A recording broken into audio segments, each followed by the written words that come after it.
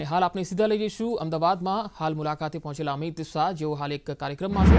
આવો સાંભળીએ તેઓ શું કહી રહ્યા છે.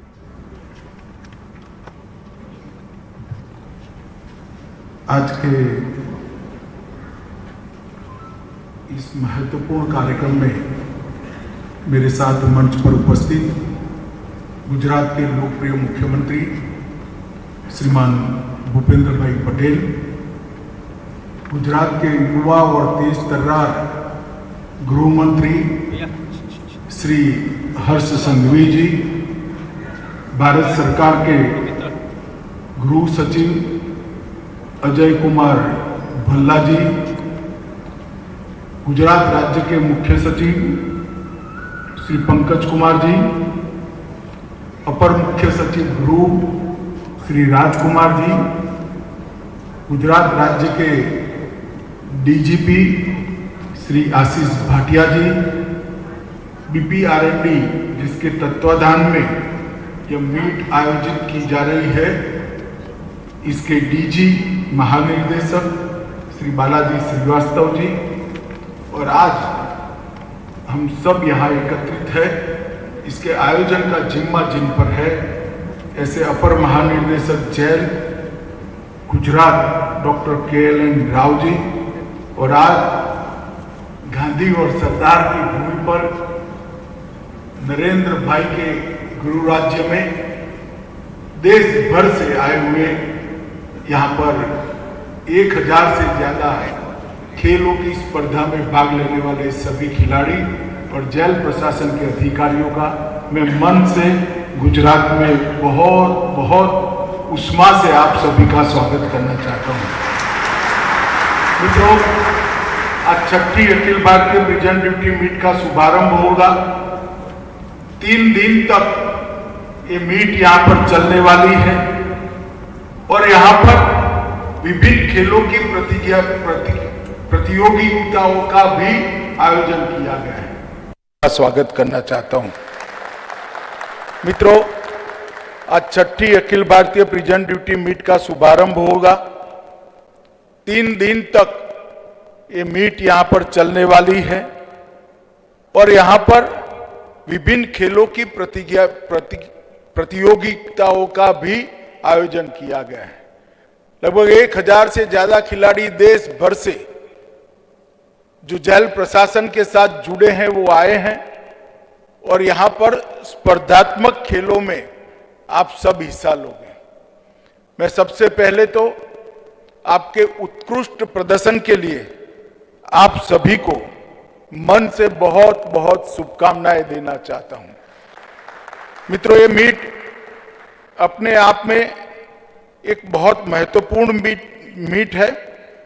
एक प्रकार से सकारात्मक प्रतिस्पर्धा से न केवल खेल भावना का बढ़ावा मिलेगा, इसके साथ साथ जब आप 3 दिन यहां पर रहेंगे और यहां पर एक दूसरे की सक्सेस स्टोरी का एक्सचेंज करेंगे तो मुझे लगता है जेल प्रशासन को भी आने वाले दिनों में बहुत फायदा होने वाला है. मित्रों, ये 6ठी मीट हो रही है और मुझे आनंद है कि गुजरात में दूसरी बार मिल रहे हैं और इस संयोग की ही बात है कि गुजरात में जब पहली बार देश भर के खिलाड़ी यहां आए थे तब मैं गुजरात का गृह मंत्री था और हमारे आदरणीय प्रधानमंत्री गुजरात के मुख्यमंत्री थे. और जब आप दूसरी बार आए हैं तब नरेंद्र भाई देश के प्रधानमंत्री है और मुझे उन्होंने देश के गृह मंत्री का जिम्मा सौंपा है. इसलिए मेरे लिए ये बहुत हर्ष का विषय है कि दोनों मीट में मैं आपके स्वागत के लिए यहां उपस्थित हूं. मित्रों, BPRND अनेक प्रकार के देश की आंतरिक सुरक्षा और सीमाओं की सुरक्षा से जुड़े हुए अनेक प्रकार के विषयों पर, पहलुओं पर देश भर में एक साझा कार्यक्रम बने, एक समान विचार से पूरे देश की यंत्रणा काम करे, इसके लिए BPRND काम करती है. और मैं मानता हूं कि जेल प्रशासन भी देश की आंतरिक सुरक्षा का बहुत महत्वपूर्ण अंग है। जेल प्रशासन को हम अनदेखी नहीं कर सकते और जेल को जिस दृष्टि से समाज में देखा जाता है उस दृष्टि को भी बदलने की जरूरत है। जेल के अंदर सजा याफ्ता कैदी जो होते हैं, हर कैदी स्वभाव से क्रिमिनल नहीं होता। कई बार कुछ घटना ही ऐसी हो जाती है कि उनको अलग अलग प्रकार के गुनाह में उनका इन्वॉल्वमेंट आता है और सजा भी होती है। ये समाज को चुस्त दुरुस्त रखने के लिए बहुत जरूरी प्रक्रिया है, क्योंकि दंड ही नहीं होगा तो भय नहीं होगा, भय नहीं होगा तो डिसिप्लिन नहीं होगी। स्थापित करने के लिए जेल एक माध्यम बनना चाहिए, कारागार एक माध्यम बनना चाहिए और जेल प्रशासन इस दिशा में जाना चाहिए। जो जिनको सजा होती है इसमें से 90% कैदी ऐसे होते हैं जिनका समाज में पुनर्वसन बहुत महत्वपूर्ण होता है। केवल मैं मानवीय दृष्टि से नहीं कहता, ये कानून और व्यवस्था की दृष्टि से भी बहुत महत्वपूर्ण। मानवीय दृष्टि से तो महत्वपूर्ण है ही, और इस मीट के अंदर अनेक प्रकार की प्रतियोगिता होने वाली है, जिससे पुनर्वसन की प्रक्रिया के लिए जो संवेदना कारागार प्रशासन के कर्मचारियों के अंदर, अधिकारियों के अंदर चाहिए, वो संवेदना की निर्मित होगी। यहाँ पर प्रश्नोत्तरी की भी प्रतियोगिता है, कंप्यूटर और टेक्नोलॉजी की प्रतियोगिता है, जेल का व्यवसायिक मॉडल की प्रतियोगिता है, स्वच्छता की प्रतियोगिता है, अनेक प्रकार के खेलों की भी प्रतियोगिता है। वॉलीबॉल, कबड्डी, 100 से 400 मीटर की दौड़, ऊंची कूद, ढेर सारे खेलों की भी प्रतियोगिता। हमारे देश के प्रधानमंत्री मोदी जी ने फिट इंडिया का मंत्र देश की जनता को दिया। स्वास्थ्य को रिपेयर करना एक बात है, मगर शरीर को ऐसा रखना जिससे किसी को अस्पताल की जरूरत ही नहीं पड़े, वो फिट इंडिया का मूल मंत्र है। और जेल प्रशासन के ये फिट इंडिया के मंत्र को आने वाले दिनों में इस मीट से बहुत गति मिलने वाली है, इसका मुझे विश्वास है।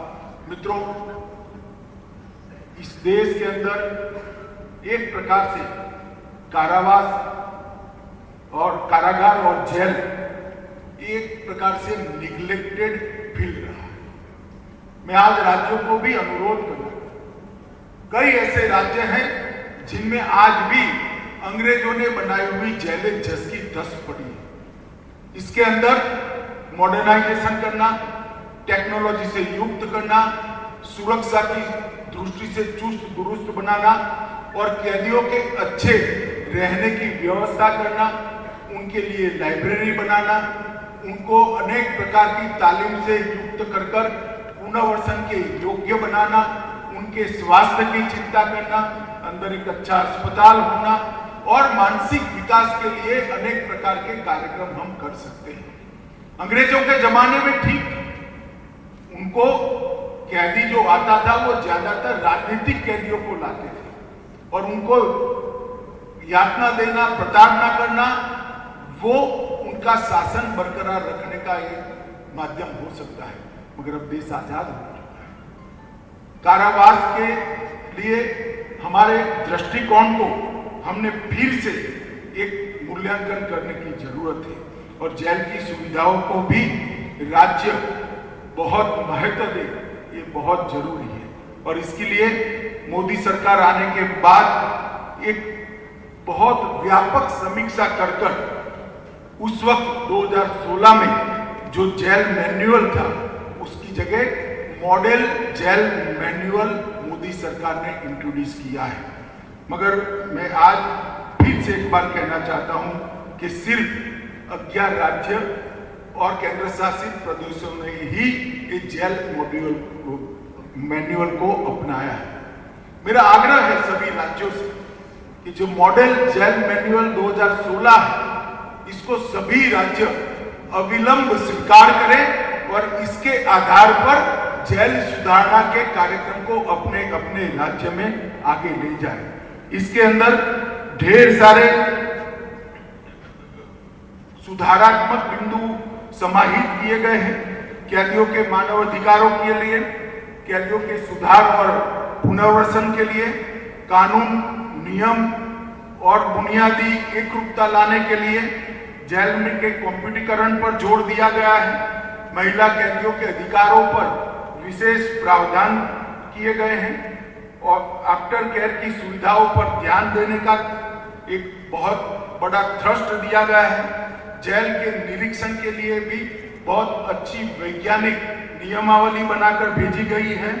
मौत की सजा पाए हुए कैदियों को भी इनके क्या अधिकार है इसकी शिक्षा का भी है और जेल सुधार के कर्मचारियों के लिए भी कुछ अच्छे मॉडल इसके अंदर किए गए और ओवरक्राउडिंग की दिशा में भी सभी राज्यों ने सोचना पड़ेगा, क्योंकि ओवरक्राउडिंग जब तक है जेल प्रशासन को हम अच्छा नहीं कर सकते। मित्रों, मेरा आज फिर से जब प्रिजन ड्यूटी मीट है उस वक्त आग्रह करना चाहता हूं कि वीडियो कॉन्फ्रेंस की सुविधा कोर्ट के साथ हर राज्य ने करीब करीब हर जिला जेल के अंदर करनी चाहिए और अब इसके लिए कोई बहुत बड़ी टेक्नोलॉजी की जरूरत नहीं है।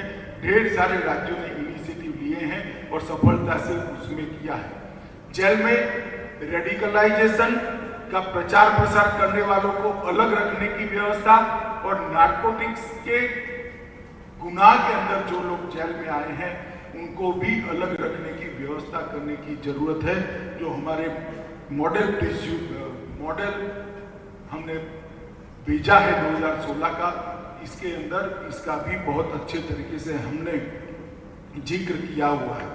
जेल के अंदर गिरोह को कंट्रोल करने के लिए भी हमने ढेर सारी सूचनाएं इसके अंदर मैनुअल के अंदर दी है। मुझे भरोसा है कि सभी राज्य इसको आगे बढ़ाएंगे।